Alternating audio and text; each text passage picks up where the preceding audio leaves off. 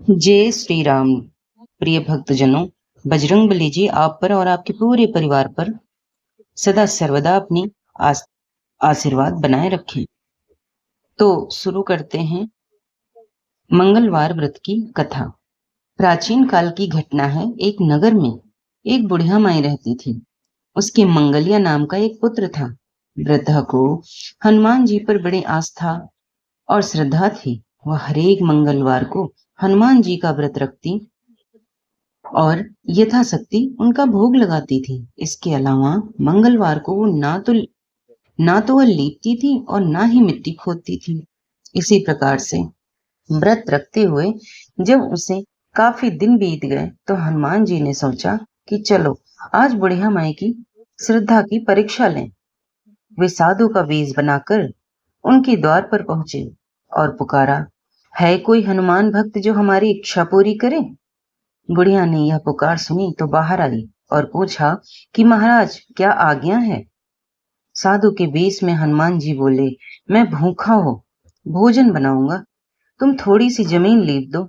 बुढ़िया ने हाथ जोड़कर प्रार्थना की कि महाराज लीपने और मिट्टी खोदने के अलावा जो काम कहेंगे वह मैं करूंगी। साधु ने 3 बार प्रतिज्ञा कराने के बाद कहा, तू अपने बेटे को बुला, मैं उसे औंधा लिटाकर उसकी पीठ पर भोजन बनाऊंगा। बुढ़िया ने सुना तो उसके पैरों तले से धरती खिसक गई, मगर वह वचन हार चुकी थी। उसने मंगलिया को पुकार कर साधु महाराज के हवाले कर दिया, मगर साधु ऐसे ही मानने वाले ना थे। उन्होंने बुढ़िया के हाथों से ही मंगलिया को औधा लेटाकर उसकी पीठ पर आग जलवाई। आग जलाकर दुखी मन से बुढ़िया अपने घर के अंदर जा घुसी। साधु जब भोजन बना चुके तो उसने वृद्धा को बुलाकर कहा कि वह मंगलिया को पुकारे ताकि वह आकर भोग लगा ले।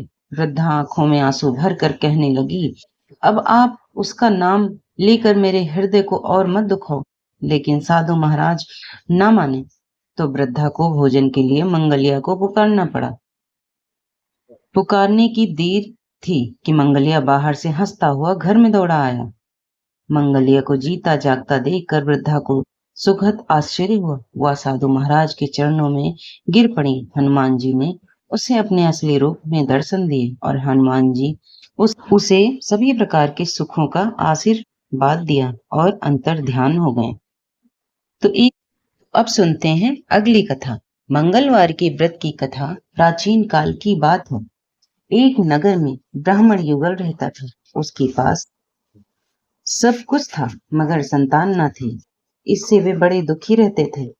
काफी सोच विचार के बाद ब्राह्मण हनुमान जी का पूजन करने के लिए जंगल में चला गया। घर पर रहकर ब्रह्माणी मंगलवार का व्रत रखने लगी।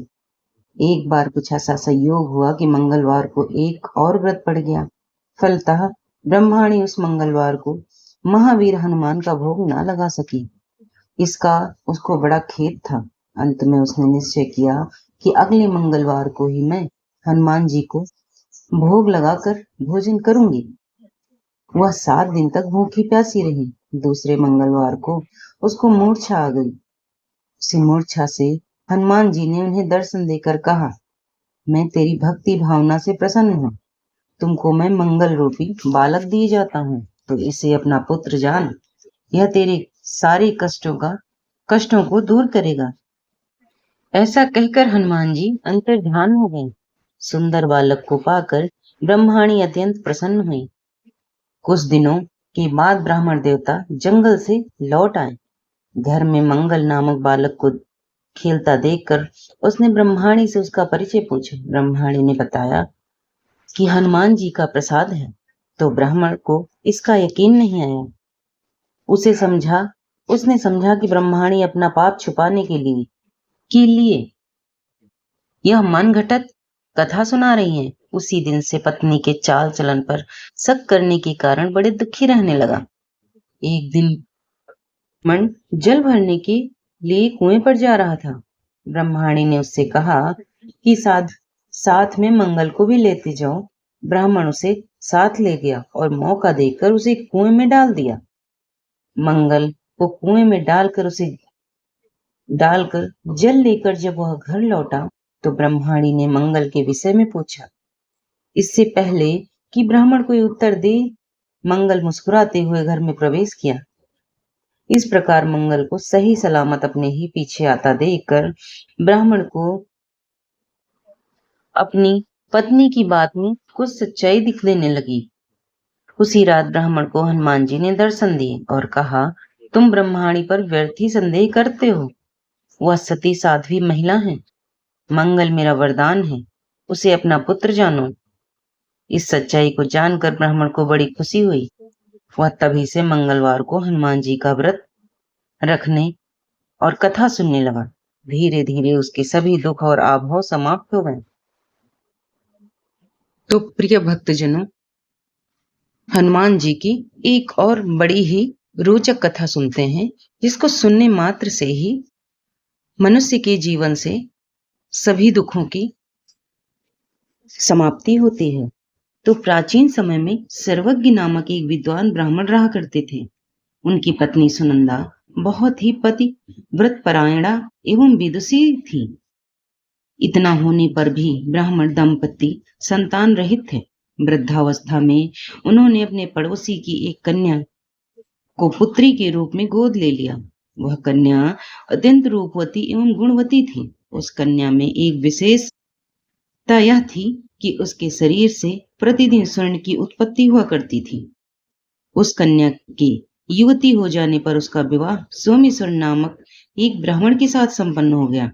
जब वह कन्या विवाहोपरांत वर के साथ ससुराल जाने लगी तो उन दंपतियों को रास्ते में डाकुओं ने घेर लिया।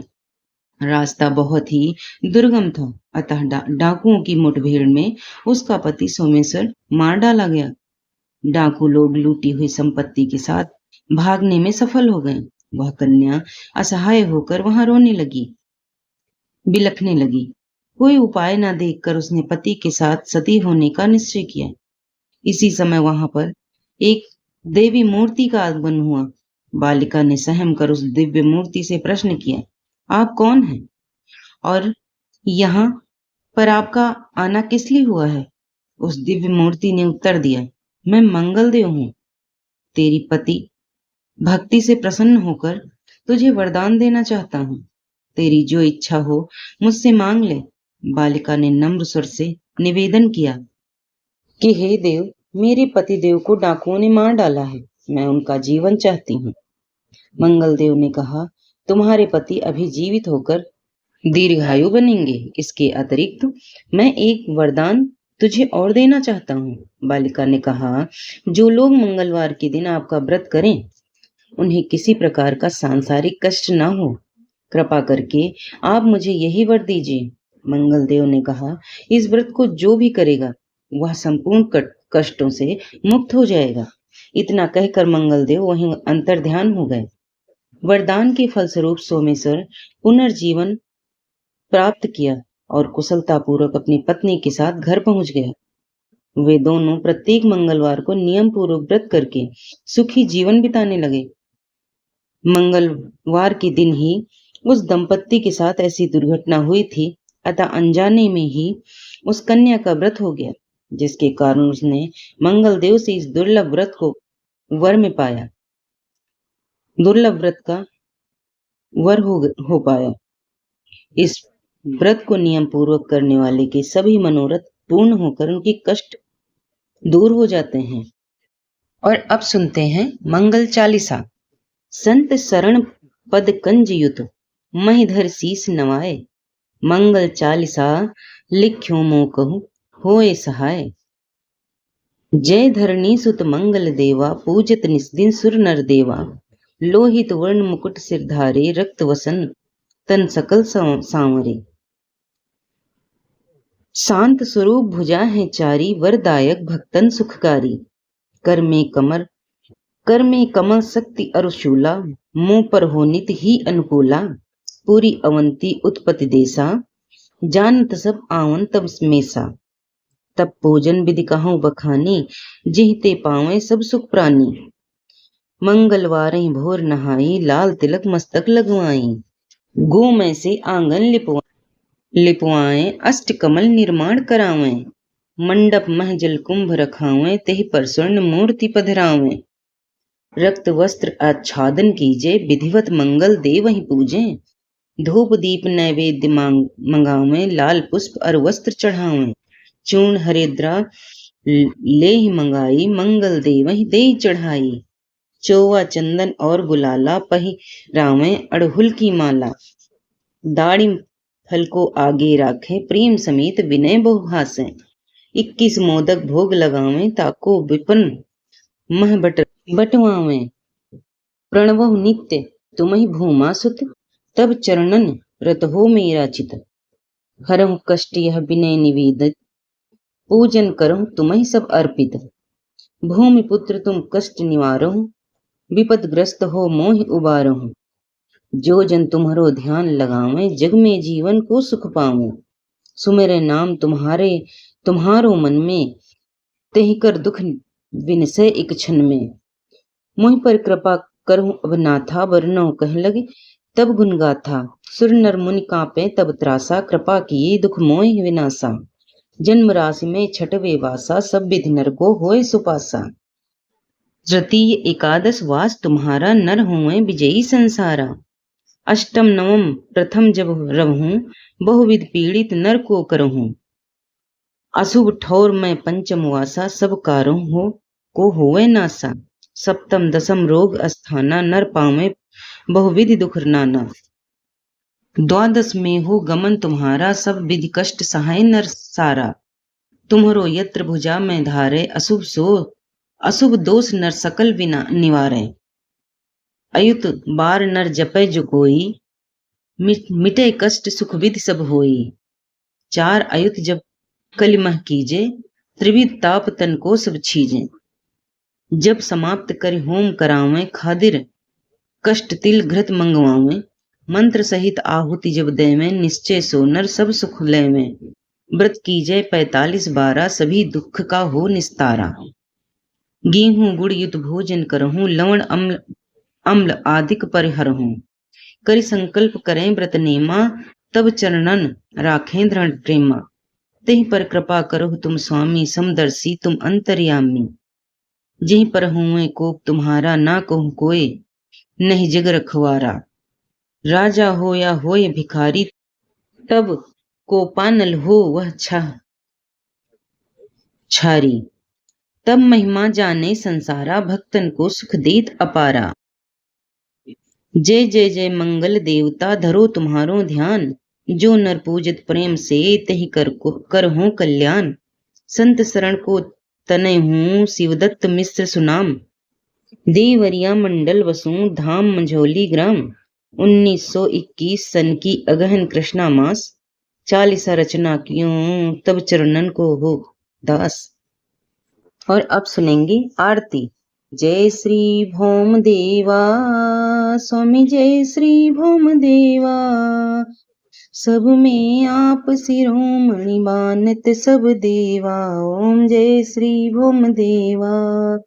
सभी ग्रहों में बढ़कर महिमा अति भारी, धरणी पुत्र कहायो मानत संसारी। ओम जय श्री भौम देवा। क्रोध दशा में हो जाते हो तुम अनिष्ट करता, राजी हो बन जाते सब ही के दुख हरता। ओम जय श्री भौम देवा। राजा रामचंद्र जी ने कष्ट सही, भारी विमुख हुए से भुगता, राजा ने विपदा सारी। ओम जय श्री भौम देवा।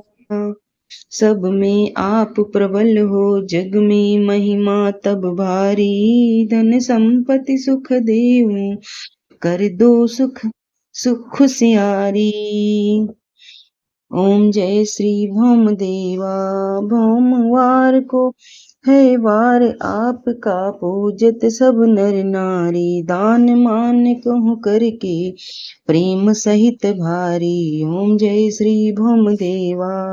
भौम देव की आरती जो कोई नर गावे, शिव कहते निश्चय ही सो भौम दया फल पावे। ओम जय श्री भौम देवा।